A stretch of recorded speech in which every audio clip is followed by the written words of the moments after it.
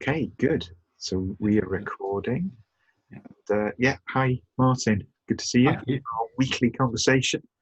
Yeah, same time, same place. Same time, same place. Saturday, it's still Saturday morning for me. Saturday afternoon, I guess, for you. Yeah, Saturday afternoon here. Yeah. Same How's thing. how's Sophia? Well, quite softened down a bit.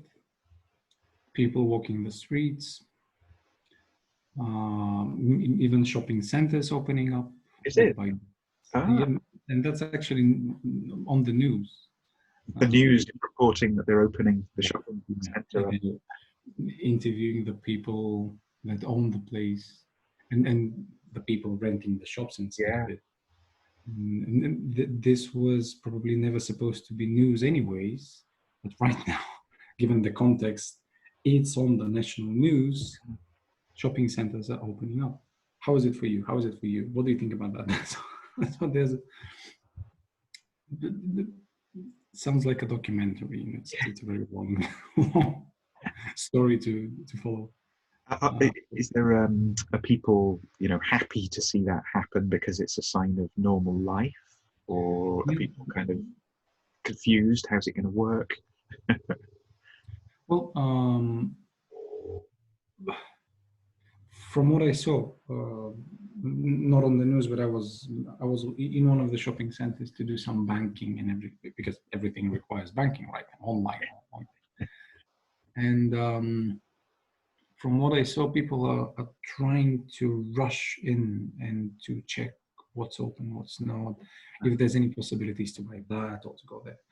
And at least the shopping center I visited, there was a lady from the security uh, up front the entrance, and whenever someone approaches the entrance, there's a spinning door. Uh, She had this robotic like playback sequence of what she's telling them, what she's doing, and it's exactly the same tone of voice, exactly the same words. yeah. Raising hand, please put on your mask. Please, when you enter the shopping center is arranged as a big roundabout. So you enter like Ah, this, you not go back. So yeah. there's a one-way street Okay. thing. And she's repeating that all the time. So people have their enthusiasm to go in. Then there's this lady who obviously was fed up with that, almost completely exhausted. Already. And it serves as a kind of a structure, but a very. I got reminded of all the high school and schooling and kindergarten teachers that do not enjoy their jobs anymore. Yes. So kids play. Let's go there. Let's do that. And there's one lady or another lady, anyone in kindergarten that says, "You're not allowed to go there. Yeah. That's not for you." So there was this some kind of a burnout, but a very Yeah. different type of burnout.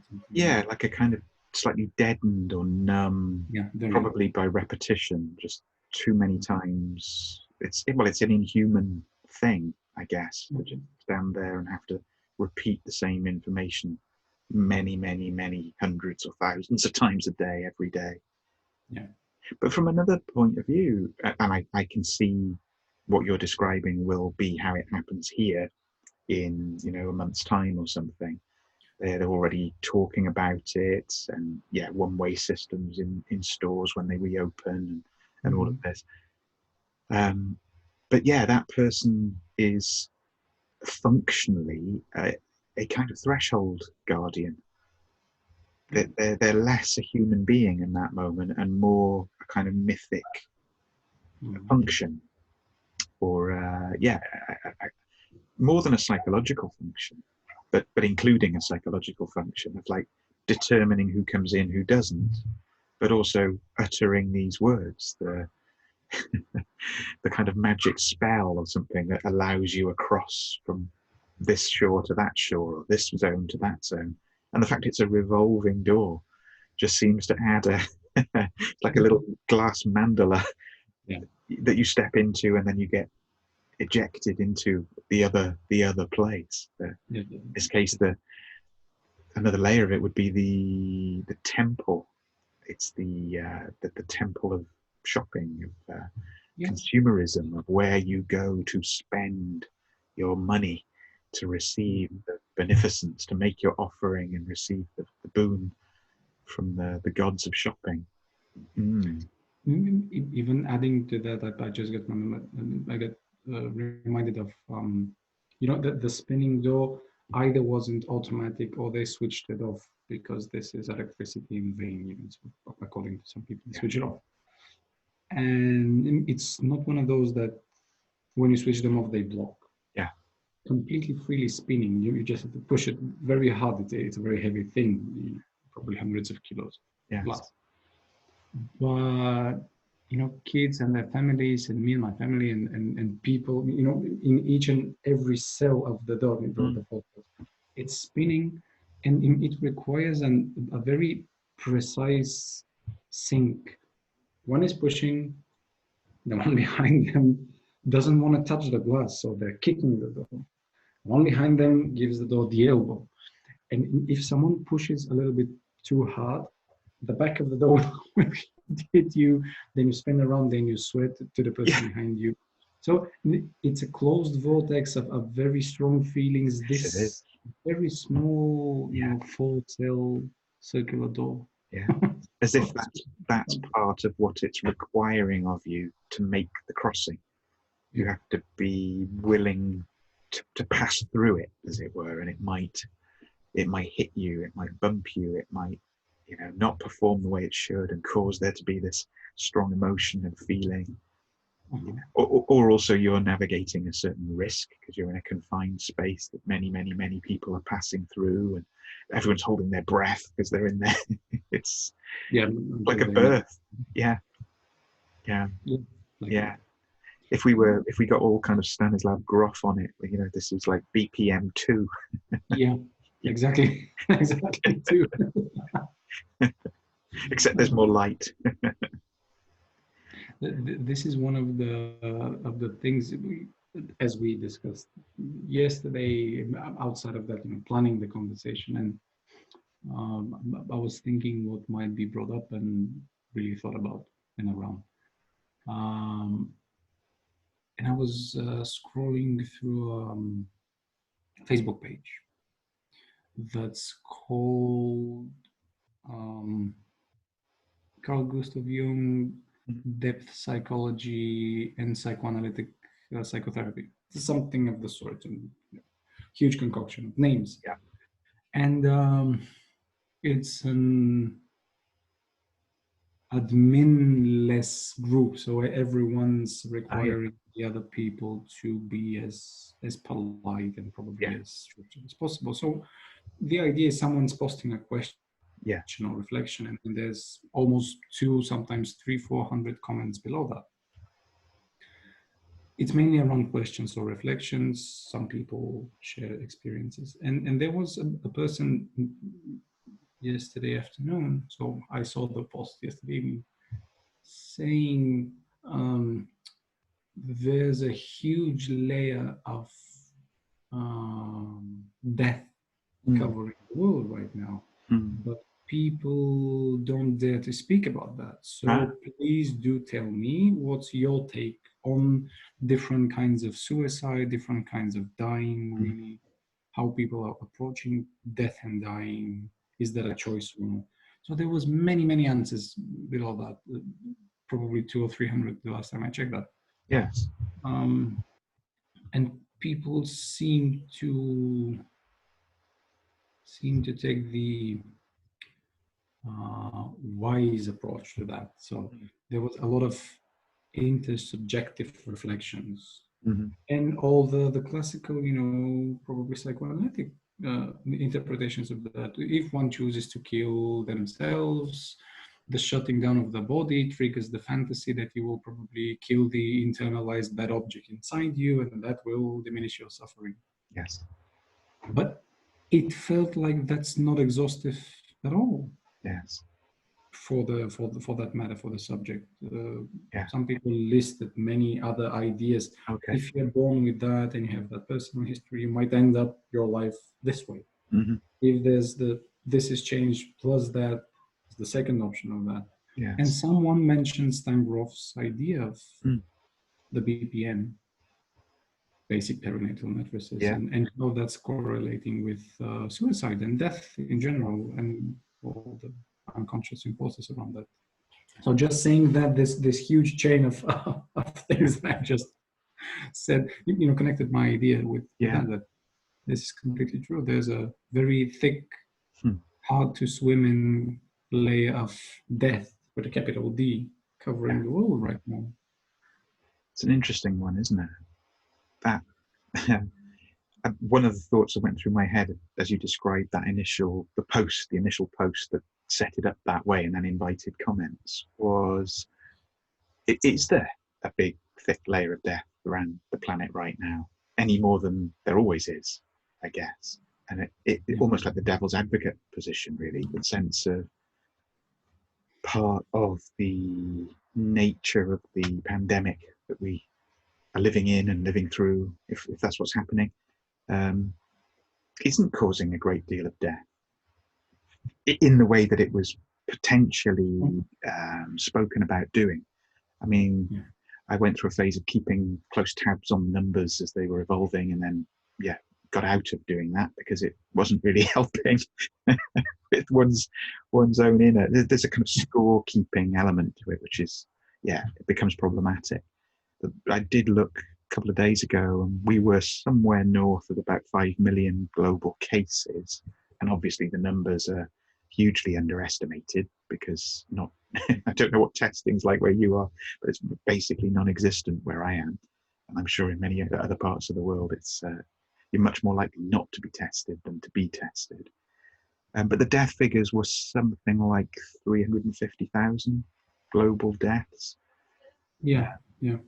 At that level of data collection, obviously we won't know probably for years, if we ever know with any accuracy, what the figures are. But they're certainly not, Black Death. 50% of populations keeling over and dying. That's where my mind goes when I hear there's a thick layer of death over the world right now. So it's an interesting one, and it's interesting to see that it generated a lot of responses.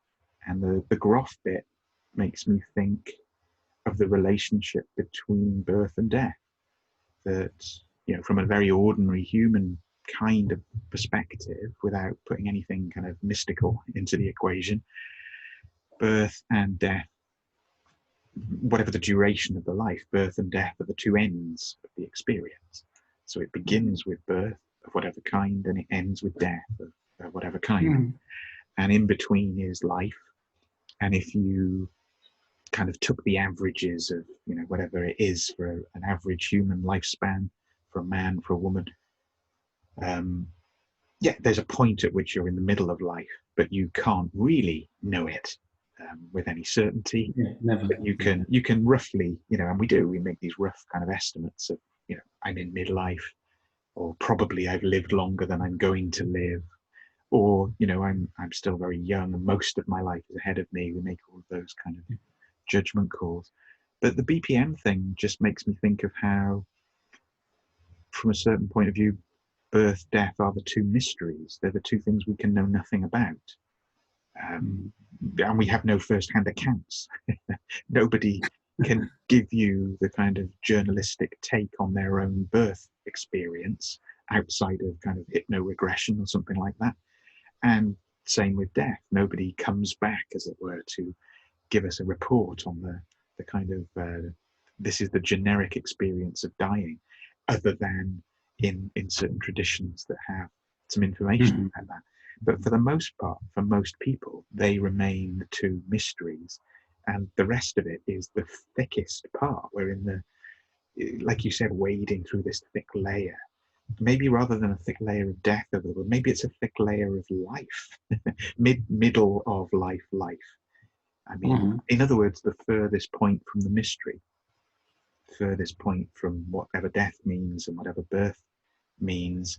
And perhaps if one does get a little bit kind of alchemical, the way in which there's that kind of Ouroboros shape where the tail of the serpent is in the mouth of the serpent. Yeah.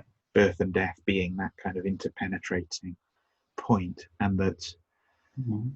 certainly in Grof's, as I understand it, I've not read every word he's ever written because he's quite voluminous, but my take on Yeah. some of Grof's bigger picture stuff is, yeah, that birth and death are not, they're not opponent forces. They are both states of flux and transformation in like a one-way valve through which you pass Mm. to the next phase. That you can't go back through that gate once you've passed through it. You can't go from born to unborn. You can't go from having just died to being alive again. It's a successive Mhm. logic. Mm, yeah, and that they mirror one another to some degree. But just a final thought on that makes me think of. So as I hear myself say that, I think culturally, certainly in Britain, in probably most English-speaking places, probably in lots of, European influenced places, we associate death with sadness and grief. We associate birth with Maybe. celebration and new life. And we are in the habit, perhaps, of universalizing that that's just true always, at all times, in all places for human beings. And yeah, just reminded that it isn't. That, yeah, the one I know is the Tibetan culture, where very frequently people will sob their hearts out at a birth and kind of Yeah. wail that this new being has entered this place of great suffering and samsaric pain. And, however blessed their life turns out to be, it's going to be marked by suffering. Whereas when somebody is dying, particularly if they, live to an old age and they're dying more or less a natural death, there's huge celebration Yeah. and kind of Yeah. this is their chance to climb off the wheel of the cycle of rebirths and the breaking that chain of suffering. So yeah, it's an interesting dimension. And again, it's a wheel, like we were talking about the glass revolving door being in its Being own weak. way that cycling wheel. You come in, Mhm. go out, you do your shopping in between, fill your cart.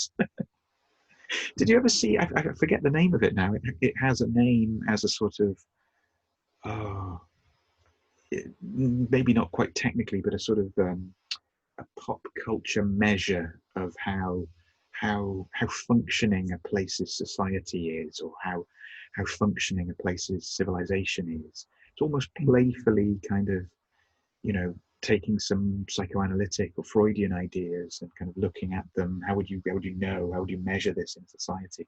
And it comes to how people behave with a shopping trolley or a shopping cart. Yeah, because No, no, no, never saw that. yeah, I'll look it up and send you a link. It's just a pithy little, throwaway line, but it holds something as an idea. And it's to do with, do you steal the shopping trolley? Because there's probably no repercussions. You'll probably be able to do it. Yeah. It's not much of an enforcement branch to stop you. No. And if you do steal it, what do you do with it? Do you throw it in the local canal, which is what used to happen a lot around here? Or do you, continue to use it each time you go to the store? Or or do you abandon the trolley, on the edge of the car park somewhere, or push it into a bush and just walk away? Or or do you use it as a kind of weapon to push people out of your way? Mm-hmm. Or do you take it back and stack it back in the kind of whatever they're called, those kind of rows of trolleys? Yeah. Yeah. And how it's a measure of the functioning level of civil ideas or civil society or good behavior, social contract stuff, because there's no immediate benefit to you in doing the right thing. Everyone knows what the right thing to do is, but who does it and who doesn't do it, and the fact that there's no immediate consequence to violating it means that you're having to make an active choice to behave well or to think of others, as it were. Like, who's the next person that might, need to use this? And if I haven't put it back where it should be, they won't have it available, and so forth. And I just, I wondered how that is working at a time where touching a shopping trolley is That's is almost not the simple act that it felt like before. no, no, not at all. I just imagine this like trolley queue, where they stack them up outside of shops. And up until this point, I never thought about that, but there's many trolleys stacked one into the other. Yes. And oftentimes there's a huge bracket or rail that holds them together. Yes. And at the end, there's like three chains, if they get chained together, you know, Yes. with the coins. And when you set a coin, Yes. it releases the trolley. But then at the end, there's three chains that are connected to the rail That's right. themselves. But the best position to be in, if you were the trolley, if you embody the trolley, is the last one. Yeah. We're connecting to the Tibetan idea of the first trolley that gets to the Yeah. customer will probably be rolled quite a lot more than the Yes. one at the end. And you might never reach the one at the end, so it stays brand new. Yes. It's never touched, never transmits any germs these days. You know? So there's It's something about that. yeah, it's like the ideal trolley, the Yeah, platonic form of a trolley. but you cannot ever try it, because in order to reach it, you Yeah. have to, you know, unstack all of the previous ones to reach that Yeah. one. And if you reach it, it's not brand new anymore. Yeah. You probably enjoy it for a while, and you say, Yeah. yeah, just a trolley by itself. This has all kinds of use value. It's making me think of, you know, what are, in what ways are we like that? In what ways do we stack our habits and our habits of thinking and feeling like trolleys? And so we usually reach the first couple, and they might be out on a mission simultaneously. But do we ever get deep enough internally to reach all the way back to that, to release that final trolley, as it were, from its tethered state? And what's the meaning of that if we do? And what would it be to have no more trolleys left? Well, my first reaction is definitely not.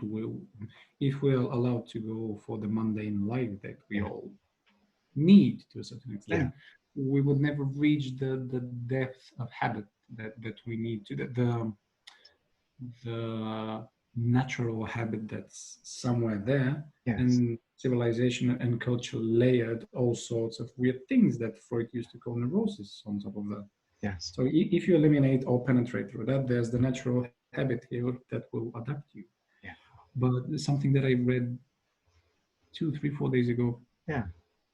I'm reviewing a lot of the French philosophical and theological, to a certain extent, society from the 20s until the 70s, and I'm trying to follow the thin red thread that's connecting them to previous centuries philosophers and their ideas. So I saw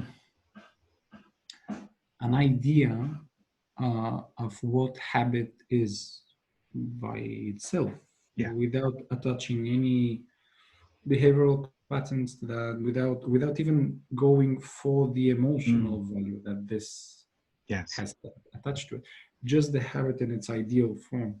And one of the best, for me, of course, one of the best options to describe that was that habit is a contraction of the past in the present. Habit, contraction of the past in the present. Yeah, something about contraction got me there. Contraction seems to be a very unpleasant thing, anyways, for people. Certainly. This is obviously a theme for us today. So contraction, just hearing the word, the English word contraction, immediately connects with the birth experience. Yeah. That there is contractions, and the cycling and the gaps between contractions is an indicator of how immediate and how proximate the birth is. And also contraction as literally as a kind of squeeze, a pressure, a withdrawal of something formally. And again, just linking even to the kind of Tibetan world that I was touching earlier, that's one way of understanding suffering. What is suffering is the question, and one answer would be contraction. Anything that is in a contracted state, is suffering. The contraction itself is the suffering. like a clenched fist. It's not the Yeah. natural state of the hand. It's you have to work quite hard to keep it there, and to release it is the relief of the tension or the suffering at all levels. So yeah, that habit as contraction, but past and present. So it's a temporal phenomenon. Yeah, there's something about the three time theory of Yeah, past, present, and future. yeah, And I suppose there was ideal way of not really overcoming that, but substituting it for something that will make space for something creative or yeah, artistic in terms of the mind, because there's a yeah. philosopher.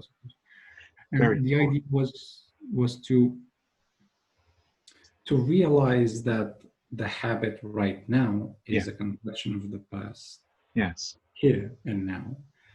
And it's all sorts of difficult terminology that I'm not able to remember, of course. But the idea was that if the contraction itself becomes the past, Yes. then future will come in the present. Yeah. And then you have at your disposal those both poles, Yes. past and future, and that's where people make plans. Yes. I'm having 2 packs of cigarettes a day, Yeah. and I know I'm having 2 packs of cigarettes a day. So right now, this contraction becomes the past. I Yes. already realized that. So let's see what comes. Yeah. So the contraction moves out of the way of reason, let's Yes. say, in that kind of terminology. Yeah. Yeah. Yeah. Yeah. I mean, there is something extremely deep in that. I'm thinking the collective expression of that's a bit like Jung's idea about the kind of spiritual projects of generations, that Yeah. to the extent a generation doesn't come to its spiritual work collectively, whatever that might be, it leaves it undone, and that becomes the habit of the next generation. They can't get to their spiritual work because they inherit the undone spiritual work of the previous generation. So there's now like a log jam, and if you try and track that historically, one starts to wonder pretty quickly, when was the last generation that did its spiritual work? and what is the backlog now like, the kind of indigestion in the body politic that clearly causes, well, ultimately sicknesses and distortions and all kinds of symptoms, manifestations of problems. And that weirdly leads back perhaps to the trolley. Just it's our master symbol for today. And it's a good one because it's something everyone can relate to. Everyone has had an experience with a trolley. And of course, the ones we tend to remember are the ones that don't work properly. The ones that where the wheels are all kind of going off in every different direction and they won't obey, they won't steer properly. And that made me think of, it's an idea or a symbol perhaps from many, you find it in many traditions, especially philosophical traditions, but the one that we inherit in Western philosophy is basically the Platonic version of the driver of the chariot with his 2 horses. That now is the trolley. It's me, the consumer, pushing this vessel in which I put the things I consume. Yeah, in the mind, it's the body. They're not in sync. They're not obeying one another. Yeah, or you get the trolley that does work and the wheels do go nicely. Maybe that's our fantasy of the last trolley in the line, that it will be the one trolley that works perfectly. There's something about that. You don't remember the properly working trolleys. Yeah, exactly. They do not stay with you. Yeah. In the long term of events. I was Yeah. thinking about the spiritual work and the intergenerational. Yes. I'm not sure if it's a gap. I'm not sure if it's overlap. Yeah. So still not clear about that myself. But I was imagining this. This is a very beautiful thing. Small child, parent grabs it by, by the waist, puts him in the trolley, and this is fun. Yes. Like one of the definitions of fun right there. And then you get to, look at all the groceries. Or if you're in the parent position, you get to hold that. Yeah. Please, this is not to be. And this is problematic by itself, because if one of the wheels of the trolley doesn't work properly, Yeah. you're not allowed to push it to go freely with the child inside. Which is the great fun moment of the thing, the liberating push. Yeah. Yeah. And if you do it, and for example, the front left wheel is jammed, it would just go like that in an instant and probably slam into the jar section of everything. Yeah. And I was thinking what that requires of the conductor of the trolley. Yeah. Probably the two-horse chariot, just because two hands there, you have to steer. Yeah. Precisely, you have to push, to pull there. Yeah. And to some small degree, rather like the way cars have that effect on us, we're now not just me and my body, it's me armed with this this thing, this plow that I can push through and move people aside with, or be really careful and steer in a really skillful manner around the obstacles that I'm going to encounter. Yeah, it's got a lot of mileage. And I suppose we were thinking about an ongoing theme. We've been thinking in some of these conversations about I think we were touching on, sort of pharmaceuticals, psychological, psychiatric medications. The future of psychology as a form in the world to evolve and so forth. Just as a very general point, while we're still on the trolley, it's like those medications are all aimed at the driver of the trolley, aren't they? It's all like, if we can do something to the driver of the trolley's going to be fine, but without ever fixing the wheel, that front left wheel that's coiled up with loads of receipts and fluff and sticky things off the floor, and or is just kind of hanging off and about to come away completely. And you can also have different sizes of trolley these days. When I was a kid, there was just one trolley, but now there's maybe 3 different scales, depending what your appetite happens to be in that moment, whether you need the supersize juggernaut, or whether you need the or even then you could just get a little basket, and in a different manner, like carrying an infant in a cradle rather than pushing this Leviathan.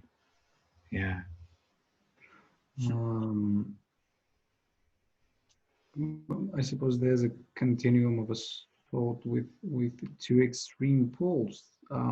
Yes.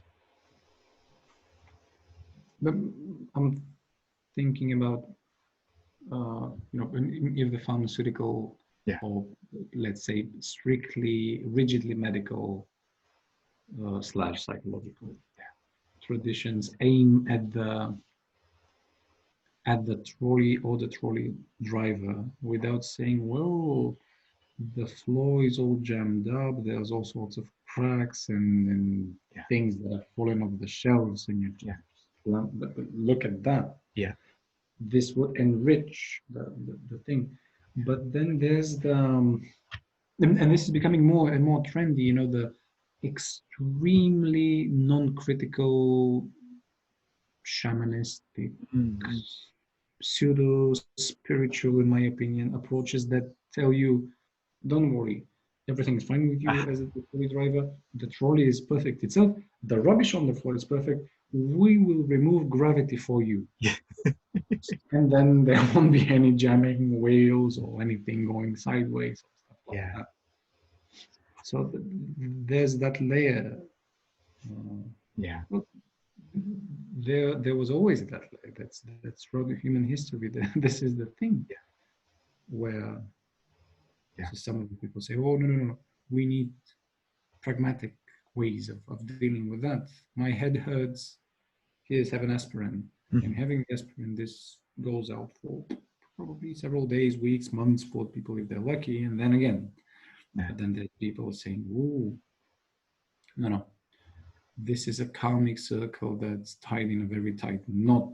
So give me 3,000 euros, dollars, pounds, and I will cast a spell on you, and that Yes. will work for the headache because this will untie something. Yeah. Yeah. Yeah. Yeah. Yeah. And I think neither of those works for the purpose of being whole or Mm. even healed if we approach the more pathological way. There's something to be healed or Yeah. whatever. Neither of the two wills sorted out just defeats the purpose of Yeah. saying that, but to integrate Yeah.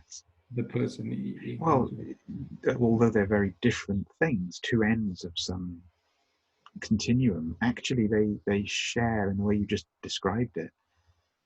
They both exclude the person to whom it's happening, don't they? It's like, we will give you something that will do all the work for you, or we will cast this operation, this spell, this whatever it is, but you won't really be involved. You'll just be passive. In both cases, you'll be the passive recipient of something. You won't be required to do something differently or come to a new understanding of something, i.e., yourself and the context of the world that you're moving through. Both of them are ultimately consumer maneuvers. It's like you are a consumer. Let us take this from you and burden you of that, $3,000 or whatever it is, or responsibility for your own beingness. Yeah, yeah. So they kind of both, from a certain point of view, regressive maneuvers. They aren't transforming the experience alchemically into whatever its next state looks like, or working with the person to perhaps give some guidance if that's required, or some sort of overview or meta context for how one comes to um, rebalancing oneself, deciding I have too much rigidity, or I have too much kind of looseness in my being. I need more tightening. It's the old kind of adage, I suppose, in very simple terms, about ego strength. Is there an overabundance, rigid, rock hard kind of formulation, or did it never happen? Is it unformed? Is it like a cloud that needs somehow to condense a little bit more and come together, coalesce around some point, in order that then it can, encounter itself in the world differently? Or as I remember, my very first supervisor, when I just qualified, would say to me sometimes, when you meet someone for the first time in that kind of therapy way, what you are doing, among many things, is making an assessment of, does this person, from me, does this person require glue or do they require solvent? Yeah. Are they too kind of rigid and they need to kind of loosen, or are they too nebulous and they need to cohere? And Yeah. I don't think she consciously intended it to be an echo of that kind of alchemical slogan, but basically that's what it is. It's that solve coagula. Yeah. Yeah. And yeah, of course, there's more going on than that. And it can be way subtler than I've just described it. One can be very easily both at multiple levels of one's being. But by and large, as a rule of thumb, I found that quite a trustworthy thing. Yeah. I'm making a parallel with something. Earlier, you mentioned the natural way of the hand. That's not really clenched fist that gets all red as mine is right now, and it hurts at one point. There's a very painful thing to endure. And as I have a musician part of my life, very active throughout time and even up to date. There's an unwritten and almost an unspoken rule of how you hold almost any kind of instrument that's held. Yeah. So this is violin, and above the violin, this is trumpet, and there's a thing in the trumpet that the hand goes very unnaturally there. Yeah. Then there's probably percussion of any sort. Then there's guitar. Yes. And the metaphor that many of the sages of musical instruments and playing tell you is that you have to hold it just like you hold an egg. Oh, If you squeeze too much, yeah. there's no egg anymore because it's done. But if you don't hold it firm enough, it will just fall, and then the same outcome is there. There's no egg. It's flat on the floor. And um, there's there's even this childhood game that can be found in many cultures throughout Yeah. the world. Kids Yeah. in a circle, tossing an egg, and with every toss you make a step backwards, step backwards, step backwards. So at the end you throw it very hard, and the other person just gets yolk and everything all over them. But this just reminded me of how tensioning up or loosening down Yeah. works from time to time, and I'm connecting that with the prevailing topic of suicide these Mm. days. Just because the metaphor that's coming to me right now, this is very simplistic. I'm not saying that's exhaustive enough or by far and large, but if you clench your fist with all your strength, the first thing that will probably come is that you will probably bury your toenails in your palms. But this is one thing that will tell you there's a problem, there's blood. Please unclench that fist. But if you continue to do so, then there's the nervous system that will just say, screw you. You want to clench it, but I cannot bear that anymore. So I will make a cramp out of that and Yes. probably loosen that down Yeah. by force Yeah. against your will. And I think, well, not these days, but probably for the past 4 or 5 centuries, this is how suicide works. Yes. There's something that cannot be loosened down, and the person really resists Yeah. all the signals around them, even bodily, emotionally, Yeah. socially, everything resists that. And at the end, the psyche and the impulse of the psyche just says, screw you. We're parting ways, even. Yes. Yes. Yes. Something Yes. like that. Yeah. That's a very well said. Hmm. And if we if we go with the the very thick layer of life Yeah. in the middle of the two mysteries, Yeah. that's an egg by itself. Yes. Yes. Yes. Yes.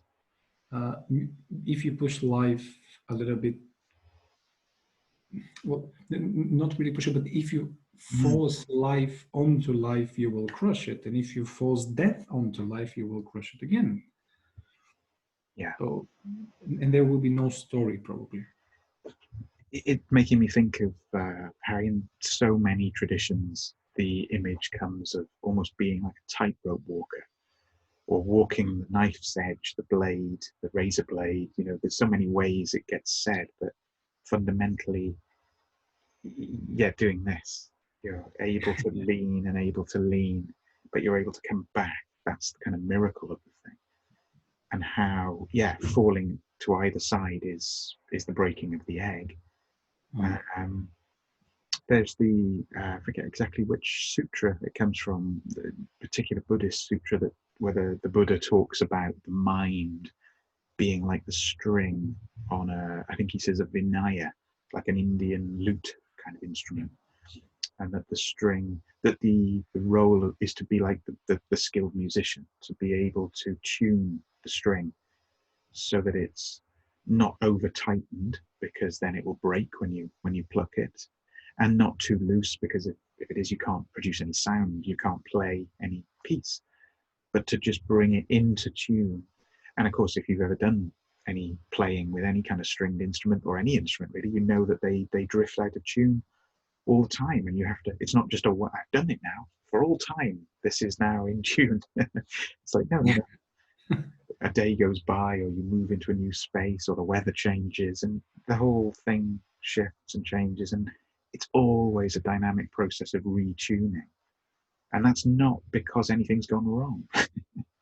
Mm. That's where we get caught perhaps sometimes in the psyche's kind of trap around the suicidal. We take, you know, we assign meaning. It's like the instrument's out of tune, that's because I'm a bad person. The instrument's gone out of tune, the string has snapped even, that's because I'm a terrible player and I shouldn't play. I shouldn't be allowed to play. I shouldn't play anymore. Yeah. And it's a contraction, to go back to that earlier point as well. I mean, I saw, not to go into any details, of course, but a couple of people who were both new clients, new people to me, obviously working in this way through a screen because of how things are. And oddly, both were working or had been recently working in intensive care settings, and completely unknown to each other, obviously, and from different settings, different hospital kind of situations, but both presenting to me. And you know, when I ask, you know, okay, here we are, we're meeting. How can I help you? What's up? In effect, very rapidly coming to this sort of suicidal question. I feel like this. This is how bad I feel. Or me asking in one case, so how bad does this get? You know, does it begin to approach these? Yes, it does. I feel like, what's the point? And it's interesting, there's lots going on, obviously, and lots of personal story, of course, lots of habit, lots of the pattern of the past informing the contraction in the present. But also, what struck me, and the fact it happened twice, was the sense of, well, here you are as the heroes that we've talked about in other conversations, according to the culture. And here you are, quite literally involved in the business of saving life, or maintaining life, or bringing life back from some very perilous edge, and clearly seeing death as well. That's in their experience. Always, not just now, but yeah, particularly now. And yet here you also are saying, my life isn't one I can live anymore. Here is a life that I just can't do it. And yeah, I mean, it's a very, very early going. It's just an initial meeting in either case, but a sense of, I felt like there was something at a collective level that was being represented here in the experience of individuals that's kind of relevant to what we've been speaking about the whole time, really. And the mistake, if one could say that, or the James Hillman has a kind of line on it. He talks in several places, I think, about the sin of literalism, as he often calls it, and by which, I guess, in terms of suicide, he means it taking out on the body that which belongs to a different order of the psyche. In other words, I literalize the I can't go on place by killing the physical organism, the body. And in doing so, I actually take the rest of the psyche with it. Or put the other way around, or in a different sense, it's like the part of me that wants to die, because there is a part of me that wants to die. The part of me that wants to die is now putting at risk any part of me that wants to live, even if that's tiny or vestigial, or almost sort of like a malnourished part of me, just kind of wasting almost out of existence. It's still present. So the action becomes a literalizing, rather than, in his way of saying it, a symbolizing. We're not saying, oh, I feel, oppressed and awful and crushed, and I've been in this incredibly intense environment of life and death for weeks and weeks and weeks and weeks, basically without a break, and I'm the recipient of all this kind of hero worship on the one hand, but I'm, maybe not paid very well, and I don't have the right equipment to wear, and I'm very ambivalent on some other level about doing it at all. And now I can't do it anymore, and so I'm going to have to kill myself. Whereas his interruption would be something like all of what I just said, and then coming to a point of, yes, something needs to die. Something really does need to die, but it isn't this. It's not the animal, not the soft animal of my body, as Mary Oliver says it. It's something about the way I'm being, something about the way I'm inhabiting the form, the space at this time. Maybe it's this job that needs to die. Maybe it's this way of doing this job that needs to go. Maybe it's my stoicism and the fact I don't tell anyone about this that needs to die. Yeah, there's lots of what ifs, aren't there? But fundamentally, that's the kind of zone we come to.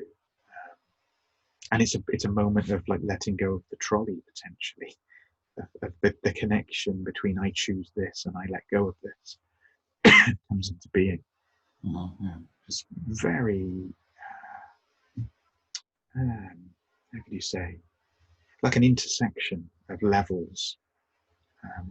And I think, I don't know your experience, but for me, whenever that shows up in work, in actual therapeutic dialogue with anyone, whether it's deeply into the work or whether it's, as here in early first session, really, it changes the nature of the connection. It's as if anything that might have been not distracted, but just peripheral, any other speculations or wonderings just go, there's a compelling, like a magnet kind of experience. The naming of this thing is like switching on a powerful magnet by which every other iron filing in one's awareness just goes, boom, right, okay, I've got you, is something like the sentence that comes along with it.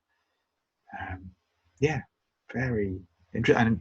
And go back to your point you were making, that this is timely in the sense that it's probably underreported, but it's an intensive an intensified reality in all the populations where the pandemic thing has been playing out. And we won't know for a while, but it's not impossible that it's more costly to life than COVID-19. If not now, then in the due course of the thing. Yeah, in due time, that's foreseeable to a certain extent. But that made me think about well, several things really, but one thing that sticks out of the crowd of thoughts and ideas is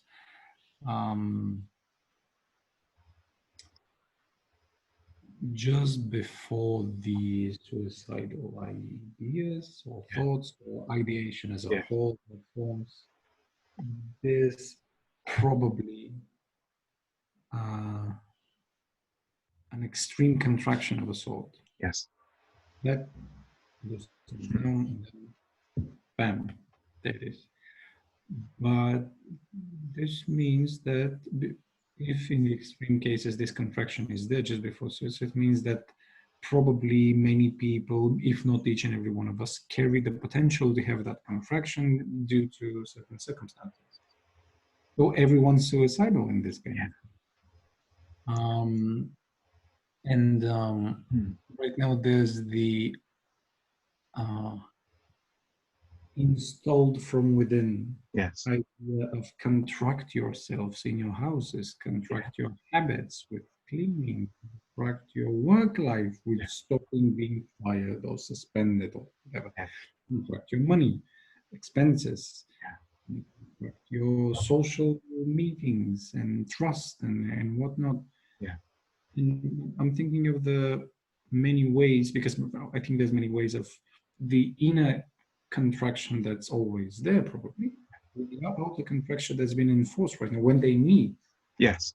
The different groups of people, and for the different people, what will that result in?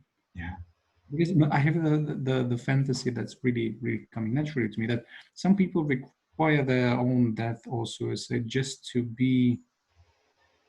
let's say, in more classical terms, to project a hateful impulse onto the eyes of others. And these are the out in the field suicide of, I'm going to hang myself on a tree in the city center. This is not really happening that much anymore, but in the past there's instances like that. And if a person wants to do that, right now streets are empty in many places of the world. So I'm thinking that this person will say, well, how boring. Why should I do that? There's no one to see me there. There's no one to affect by my decision. I won't do it. Was there people killing themselves for the COVID-19 because they're extremely scared? And I have my own personal, very serious reasons, so I won't do that either. So there's, as Dr. Essentially said, a confusion of levels Yes, yes, around the sort of. yes. Well, that's deeply relevant. It really is, because there really is a confusion of levels in the bigger picture, in the collective, and certainly then that can take a form in an individual and does. Yeah. There's something as well about absolutes or totalities. That action of ending one's life intentionally, either as a reactive formation or the summation of all kinds of. I'm thinking of people that go to the clinic in Switzerland, whatever it's called, Dignitas, to kind of end their life, usually for some kind of physical health related condition that deteriorates over time, that kind of thing. But there's a totality involved. It's like, this will end the matter. The thing will stop here, because that is already full of assumptions that basically derive from a scientific materialist understanding of what existence is. I don't think there's any evidence to support that case at all, that this action results in me now being off the wheel and free of suffering. In fact, there's plenty of suggestion that it simply stores more up and intensifies and doubles up and magnifies the kind of knots within the thing, you could say. So confusion of levels is deeply important, as is the meaning of suffering, I guess. It's not, I'm certainly not hoping I don't come across as sounding like I'm parroting the kind of old, ultimately it's probably a Christian line that suffering is good for you, and that you just need to suffer enough of the right kind of suffering, and then you'll earn the right to some kind of grace. That's not what I'm saying. There's a way in which, and it's almost, well, it is impossible to put into language, so it can only fail to even attempt it, but it's something like the suffering itself, if we can really be present to it. So not our ideas about our suffering or our commentary on our suffering or our conditioned understanding of our suffering, but actually the suffering itself. If we can in any way be directly in connection to it, in relationship to it, is a sort of window or a revolving door or a portal into the healing of that suffering. It is like the medicine is in the wound, it seems to me, at that level, at the level of verticality, vertical meaning. So if our suffering is, let's imagine, a certain kind of separation, I feel separate, I feel alone, I feel cut off from, I feel lonely, I feel like there's a yearning in me for something that I maybe never had and don't even believe is possible, but I still somehow have the yearning in me for it. That very yearning, if we could directly perceive it, is the kind of signature of the thing we feel we're yearning for. It's nowhere else other than right within us. It's that kind of, how could you say it? I'm trying to think of the big ways it gets said in different traditions. So in, we think, say the some of the Indian texts, the Vedas and the Upanishads and so forth, there are lines like, well, ultimately they come to things like Atman is Brahman. So the totality that is in the action, or is the attempt behind the action of one's own self-killing, is a sort of fractal distortion of the fact we know ourselves at some level to be that totality. But the very act of enacting it as a suicide is to insist on separation.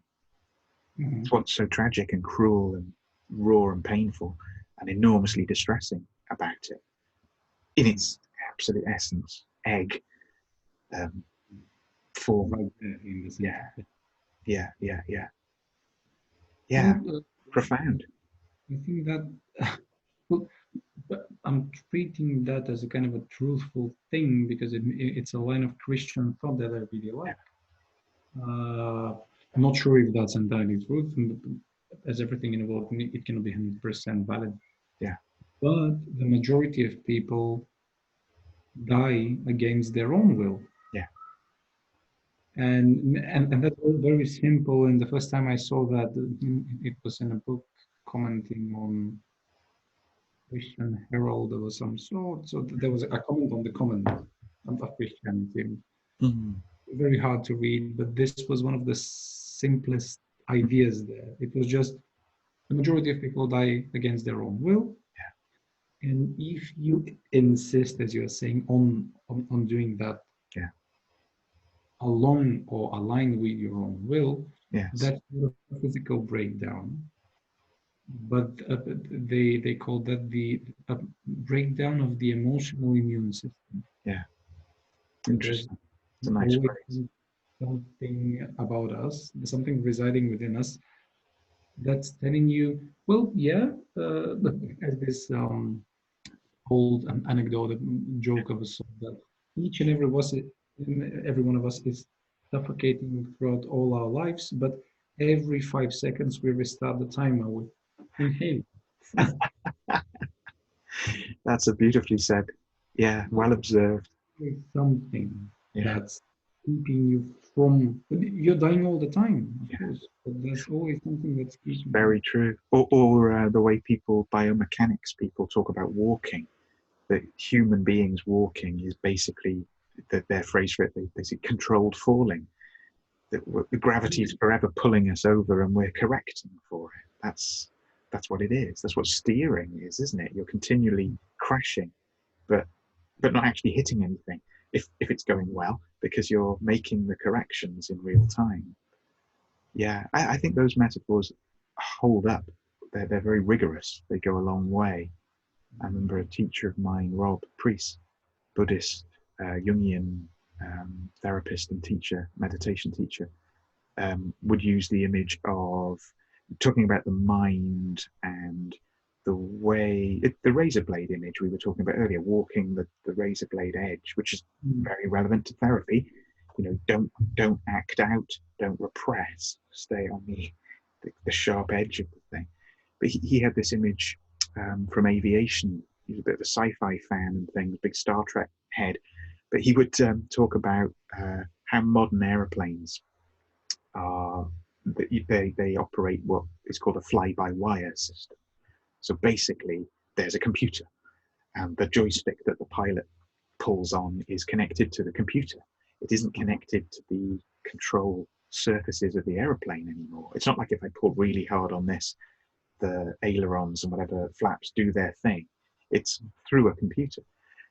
Whereas in the past, it was a mechanical connection that saw you do that. And pilots talked a lot about the feel of the aeroplane or the way you could kind of read and have feedback. And yeah, with a fly-by-wire system, you can't do that at all because it's mediated by a computer, and the computer one puts one's trust in to be able to make calculations and therefore adjustments to surfaces orders of magnitude faster than a human input could do, and therefore you can fly in a completely different way. So the plane can do things that aren't possible aerodynamically, which allows you to have all sorts of efficiency gains for fuel cost and all this sort of thing.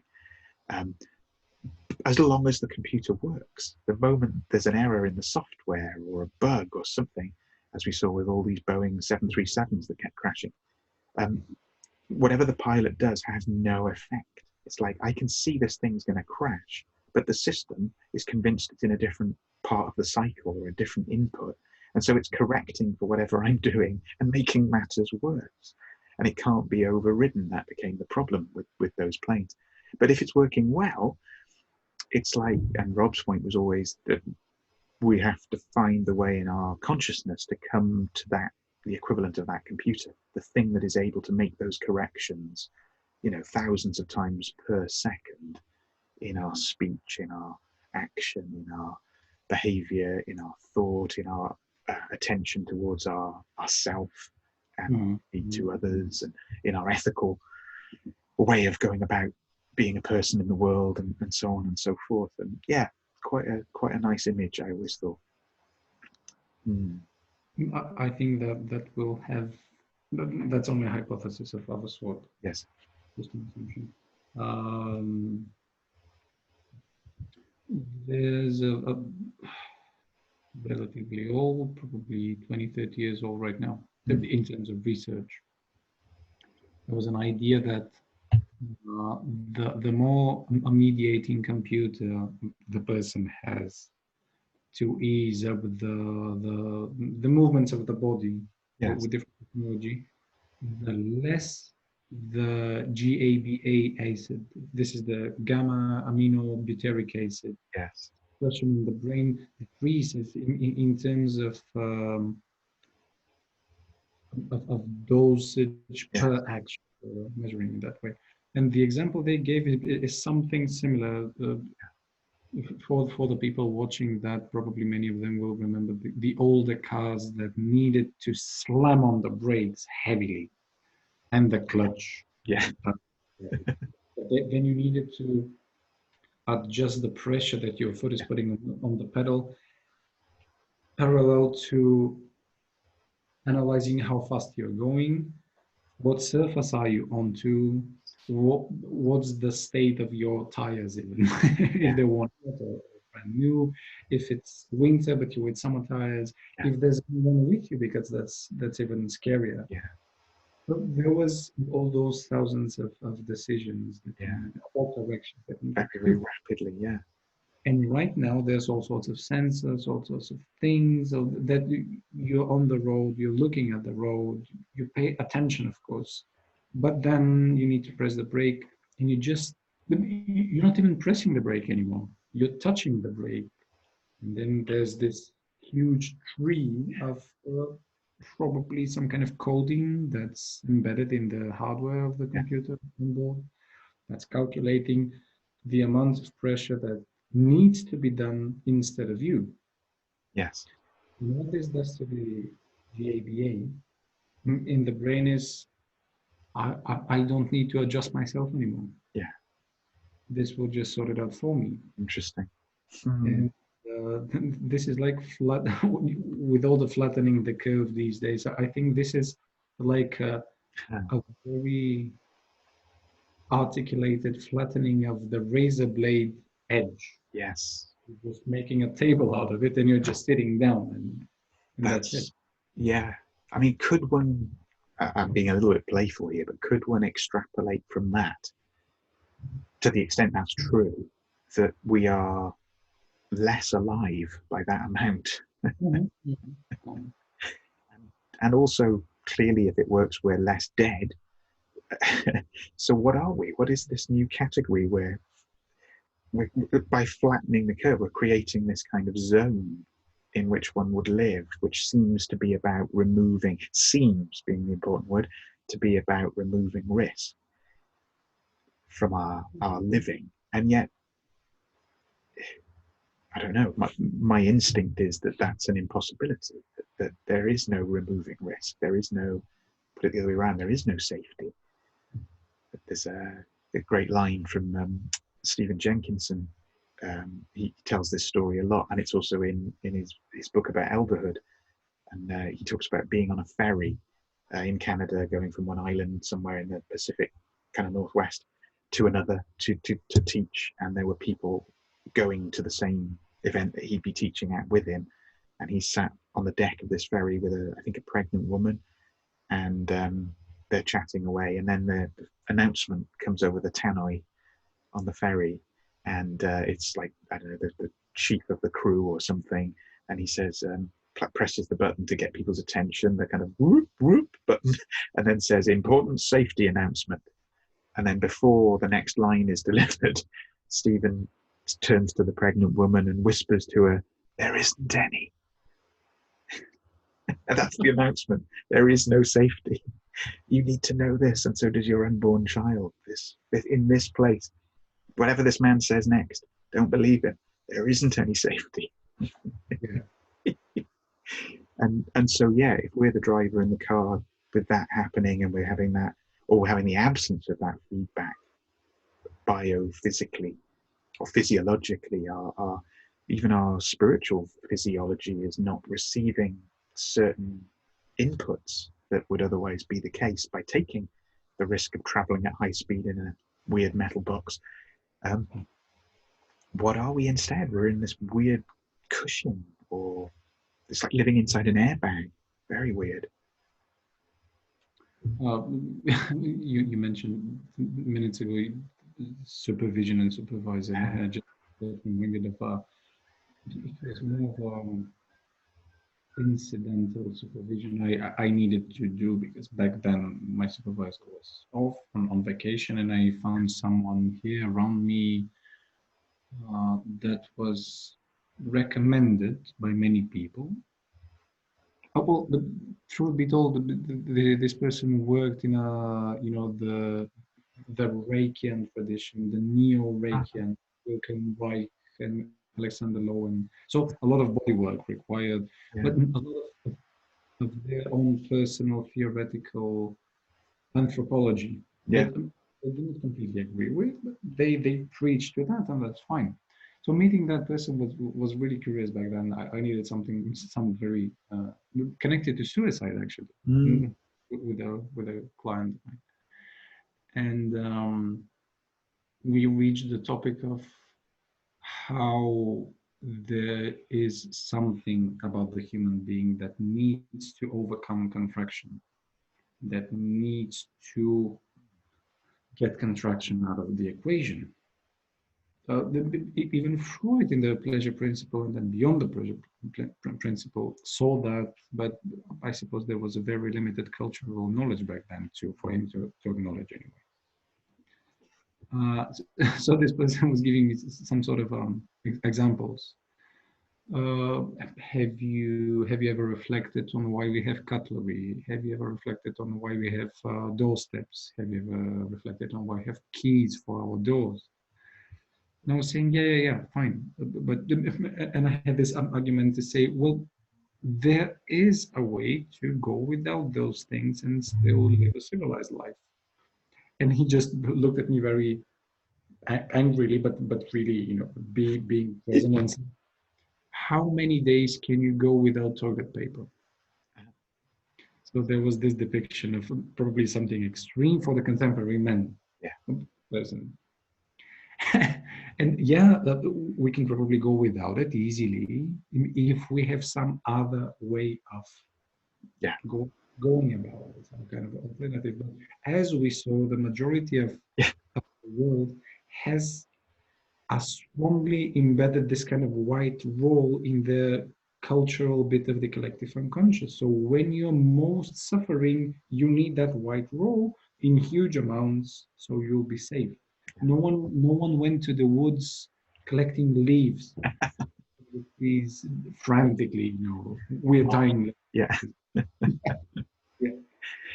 Yeah. Well, but isn't that absolutely fascinating? Because as you described that, the thought that went through my mind was, of course you can have a civilization without toilet paper. Go and ask a Roman. Yeah. Where, everyone's communally sat around shitting and passing a stick with a sponge on the end of it, and that's what you do. And it's with cold water. Yeah. So yeah, this is well established. That the problem being that's not our way. That's not what we're used to. But I imagine a Roman would take a look at a time-traveling Roman would take a look at our toilet paper and just be utterly, probably horrified, appalled. Yeah. So it's an interesting point and an interesting area, and yeah, but the guy's claiming too much. Yeah. There's a movie that I cannot recall the name of. It was featuring Wesley Snipes, Sandra Bullock, and Sylvester Stallone. It was action, as in the late 80s. beginning of the 90s, some American action, let's label that. Yeah. But it was a hugely comedy influence back then, with the symbol A plus B equals C kind of humor, which was fine if you don't want to think about it then that much. Yeah. But the premise of the movie was that Wesley Snipes is the bad guy and Sylvester Stallone is the good guy. He's a cop, and they are playing hide and seek in terms of criminality. Mm-hmm. At one point, Wesley Snipes tricks Sylvester Stallone to go into hibernation, but some other cop acknowledges that that's Wesley Snipes and puts him in hibernation too. So they wake up almost 100 or 200 years later, even more. And what was funny, how they adjusted to the culture. And Sylvester Stallone was inside Sandra Bullock's, Yeah. name the character that he played, her house, and he's looking, all sorts of things around, and he's asking, "Where's the toilet? I need to go for number 2." And she's saying, "Yeah, it's there." So he gets in there and starts looking for toilet paper, and then there's none, and he yells, where's the thing that I can wipe my ass with?" Something like that, very angry. And she responds something like haven't you figured how the 3 seashells work for that purpose? So he's looking down and there's a plate with 3 perfectly aligned seashells that he's supposed to do something with. But he's very confused and saying, "Well, screw that," and then just went outside. That's a depiction of the Roman people, but probably in someone's script imagination. Yeah. Yeah. Absolutely. Absolutely. So, thinking of well, just thinking of time and stuff as well. But one other thing maybe that we can cover slightly, at least before we move into the kind of the closing phase, we were, and I think it does relate to what we've been talking about anyway. It's not just a total change of direction, but creativity was the theme. And you had that quote from Marie-Louise von Franz about the stifling or going stale, the unexpressed creativity. Have you got that? Yeah, it's Yeah, it's worth reading. It was a good one. Yeah. So, quotes Marie-Louise von Franz. She says, "One of the most wicked, destructive forces, psychologically speaking, is the unused creative power. If someone has a creative gift and out of laziness or for some other reason doesn't use it, the psychic energy turns to sheer poison. That's why we often diagnose neurosis and psychotic diseases as not lived higher possibilities." Yeah, not lived higher possibilities, or back to Saggioli's point about the confusion of levels. That's in precise terms what she's describing there. You could say is the repression of the sublime. Yeah. To the extent that creative desire or vision is sublime, is coming from somewhere transpersonal ultimately. If we are turning away from it or ignoring it or blocking it, or as she gives the example, we're just lazy, which hands up, I can relate to that one sometimes. Yeah, we something creative still happens, but that thing is the creative impulse becomes a poison, as she says. It starts to have a deleterious toxic effect, and is neurosis making. But I think there's something about the bodily identification many people have out of shared tradition or of common sense, let's say. But whenever there's something in the body, Yes. The bodily system needs to get out. Yes. That we don't need anymore.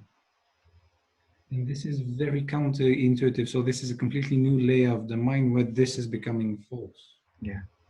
because there's something good that we have inside of us, Yes. but it also needs to be let go of in order to be manifested outwardly and become art or expression or anything. Yeah. But because it's so valuable, the human being oftentimes holds on to that. As in the Lord of the Rings, this little creature, Eagle, Angle, Oh, something like Gollum, Smeagol. that. Yeah, yeah, He was holding the ring in my brain. yeah, He was a man before that. So yeah, he couldn't hold up to being a man. So the ring transformed him into this psychotically yeah, broken down creature. yeah, yeah. A split being. Yeah. Yeah, yeah. Who ends up actually being the one that fulfills the destiny of the ring. That's the way the story goes.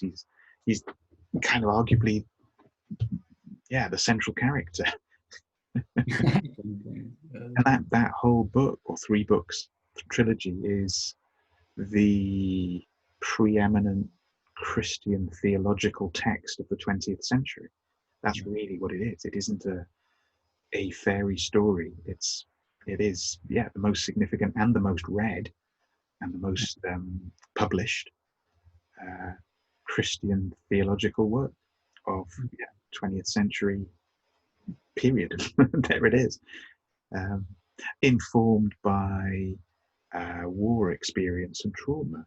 That's in there. So it's a creative response on a huge scale, mythic scale, really, to some of the things we've been talking about. So to have not expressed it would have generated an enormous toxic reaction, not just within Professor Tolkien's system, but presumably within the culture, because it wouldn't have received that mirroring, or that restatement of something. Mm. Yeah, and we wouldn't have, various Led Zeppelin songs, and on and on. Yeah. There's this coming back to something seemingly old, but then it's not old by any means because this is just part of us. That's not really it.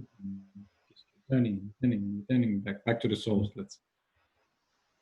And one of the things is that I've never met a person that hates the Lord of the Rings. Mm. There's people that are indifferent. Yeah. Just say, well, fine, yeah, it's very curious. It's huge script and development and everything. Yeah. That's some people that love that, some people that cherish or preach. But if there's any, and if either of those people are watching that, I apologize for that. If you hate the Lord of the Rings, fine. But I've never met anyone that's saying this piece of crap. I hate it. Yeah. Yeah, because it's something to be reckoned with. It seems to me, one can have a range of views about it and criticize it, but that's because it's huge and robust and enduring, and clearly did hit a particular zeitgeist and then hit it again and arguably hit it a third time. Sort of post-war, late 60s, 70s, and then when the film versions came out in the early 21st century, it comes again. It's enduring in that respect. I mean, I quite enjoyed Michael Moorcock, who's another kind of prolific fantasy author. He's not a fan. I think, a long time since I read his criticism of Tolkien's work, but even that's coming out of a certain kind of respect, but saying, too many people try and make their own fantasy like that, and they're just not good enough to pull it off.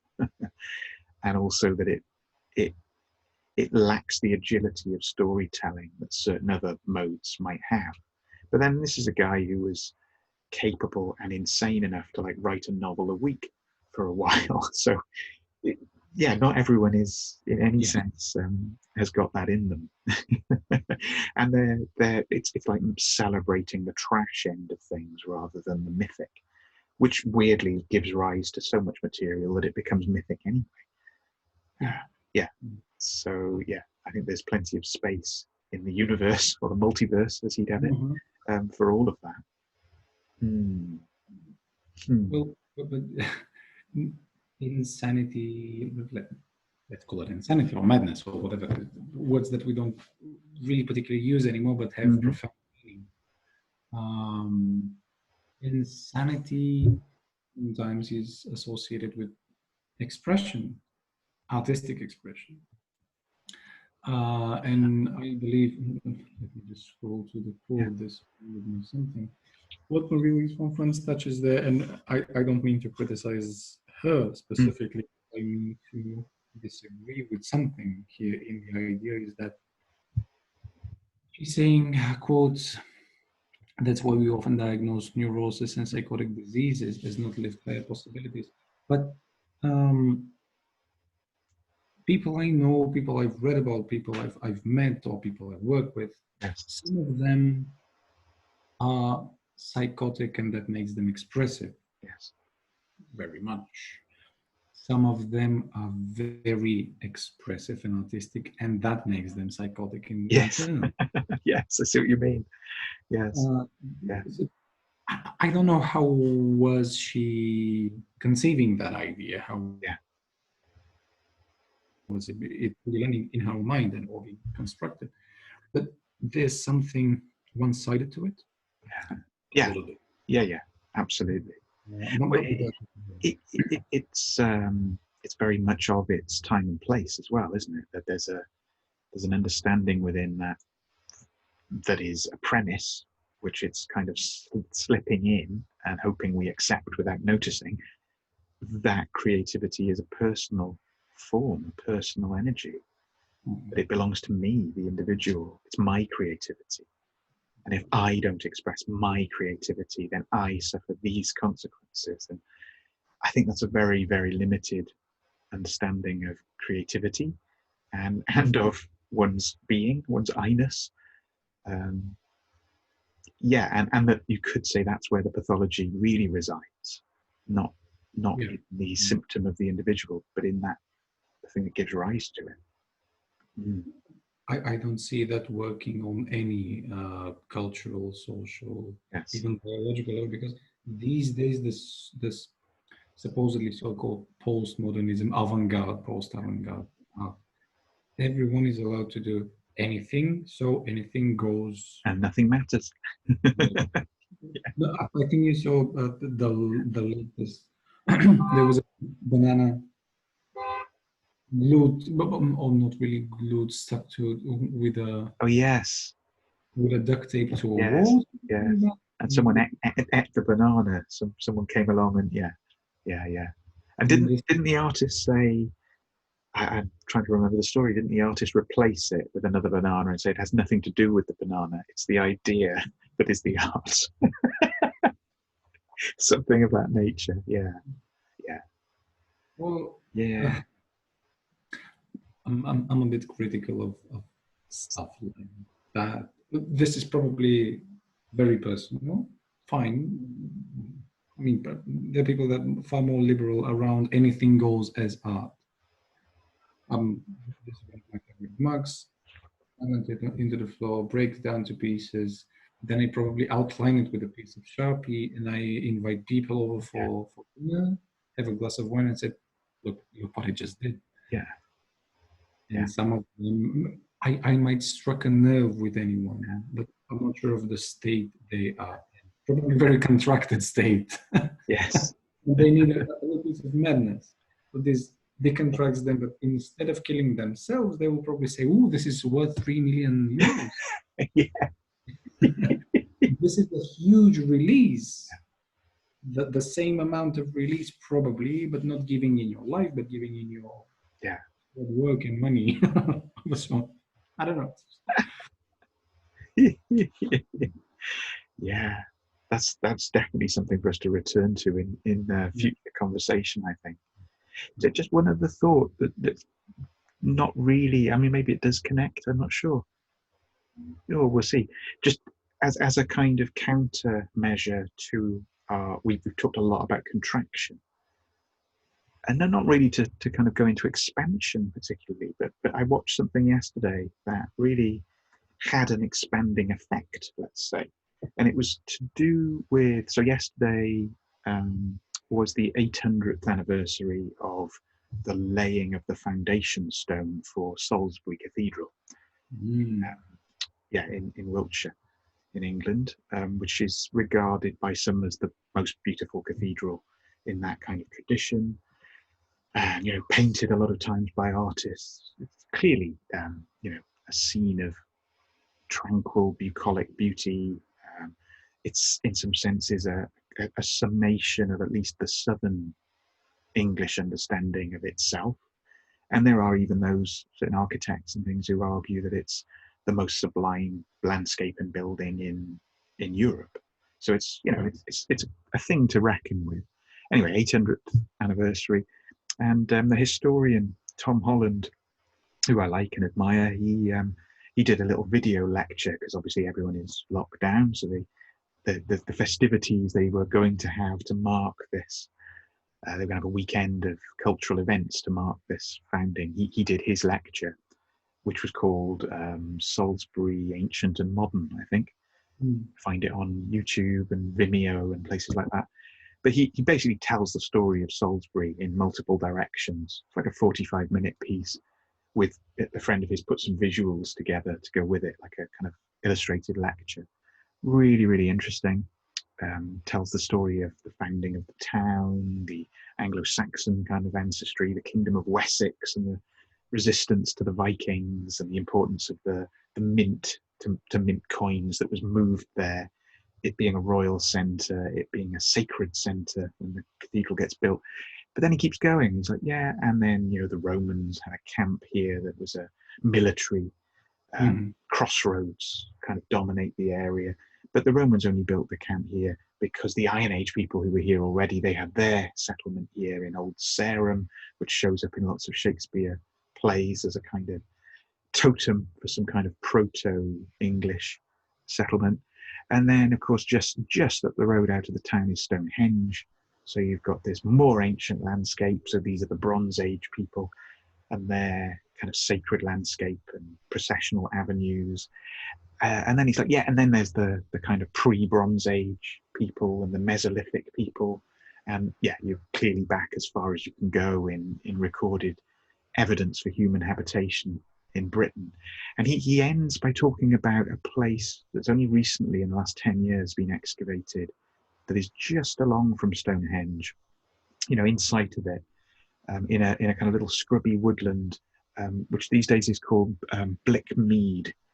And they found these kind of caches of artifacts that had been made as offerings over huge spans of time. So, very old, ancient, prehistoric people were making offerings there of the stacked up skulls of auroch bulls, these horns.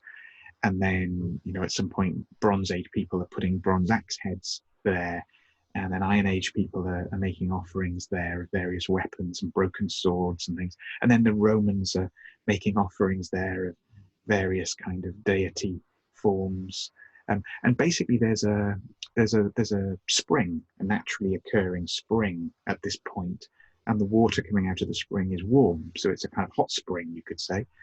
And the ancient people had worked out that if you put white stones, which they were in the habit of collecting, and people argue, but potentially using as a symbolic exchange medium, like a kind of currency, or as directly linked to the divinity as they conceptualized it, or it having an equivalence with bone because of its color and texture, so that it is a connection to your ancestors and the place. They would put these white pebbles and stones into this pool, and it would transform them and make them purple.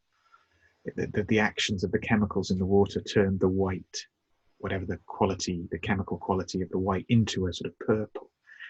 And it's just this massively expanded, kind of condensed and expanded, like an accordion, like a kind of play. He was playing a tune on the story of this place on an arbitrary date to do with one thing that's happened in its history 800 years ago, but kind of leaping back and forth to the very earliest human understanding of what we might call a culture, right through to the contemporary one. And it involved what Salisbury's famous for, in a contemporary sense, well, the attempted Novichok poisoning of nearly 2 summers ago. And the kind of slightly ridiculous and at this point now humorous that the 2 Russian guys that were arrested and interviewed, and the famous footage with them saying that they'd gone to Salisbury to look at the cathedral spire, which was 123 meters tall. And that's pretty much all anyone knows about Salisbury these days, is that the spire is 123 meters tall, because it was like this guidebook fact that had been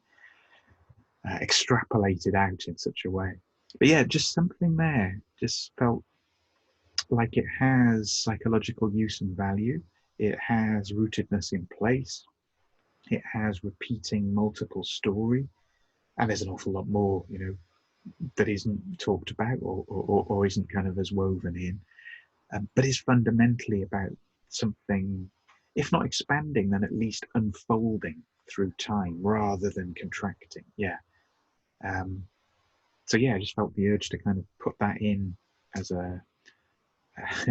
We talked about musical instruments and hands earlier on.